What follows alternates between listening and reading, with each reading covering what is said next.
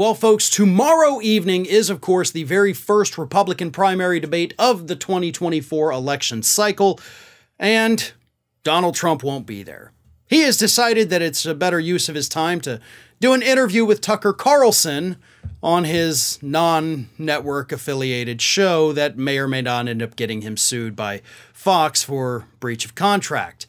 They've kind of been going back and forth. No side really knows how to approach it, so it's just still happening and nobody's doing anything about it at Fox. But either way, Trump is not going to be there. But he is sending his son, Donald Trump Jr., and his fiancée, Kimberly Guilfoyle. They will be in attendance to be available for the media. You know, because that's what people really want to hear about, is what Donald Trump Jr. has to say about the debate. I'm sure that'll be lively and entertaining. But there will be some people up on that stage, obviously, those not named Trump. And since Trump won't be there, technically the front runner up on that stage tomorrow night will in fact be Florida Governor Ron DeSantis. Yes, he is losing his edge. Yes, Republicans like Vivek Ramaswamy and Chris Christie are catching up to him in the polls, but DeSantis is the guy to beat up on that stage. And that is why these Republicans have decided that they're going to beat up Ron DeSantis on that stage.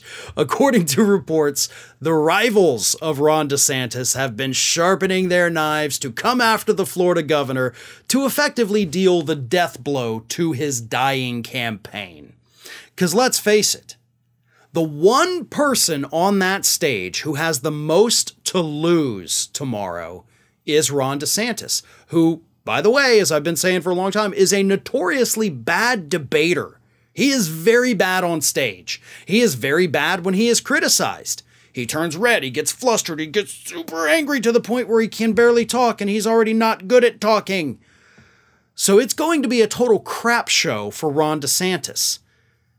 And it could put his campaign into the final little tailspin from which he cannot recover. He will not be able to pull out of that.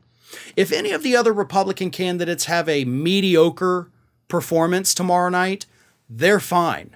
If Ron DeSantis has a mediocre performance and everybody's coming after him, he's toast. You know, that's typically how it works. When you are the front runner, there is no margin for error. Trump sitting out might work well for him. It might not. There will be some attacks on Donald Trump, obviously. There's going to be mention of the word woke. I would say we could do a drinking game where you take a sip every time they say the word woke, but then we'd all die of alcohol poisoning, so I do not recommend that at all. But they'll talk about the border, the invasion. They'll talk about maybe critical race theory, maybe banning some books. There won't be a ton of policy discussion. Like, we're not going to hear a lot about the economy and what Republicans want to do with it. We're not going to hear a lot about how they would actually address any of the actual foreign policy crises that we have. They would attack each other. They'll talk about, again, the wokeness and all those culture war issue nonsense, but not going to be a ton of substance. Maybe that works in DeSantis' favor, maybe not.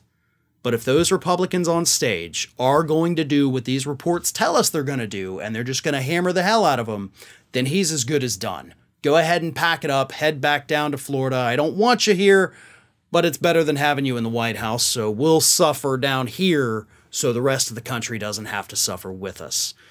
But I do believe a poor performance from DeSantis tomorrow night, which is what his rivals are hoping to force him to have, that will put his campaign in a position from which he will never recover. Ring of Fire has fresh content 7 days a week, so if you want to be reminded about it, don't forget to subscribe to the channel, hit the little bell to be notified every time a new video goes up.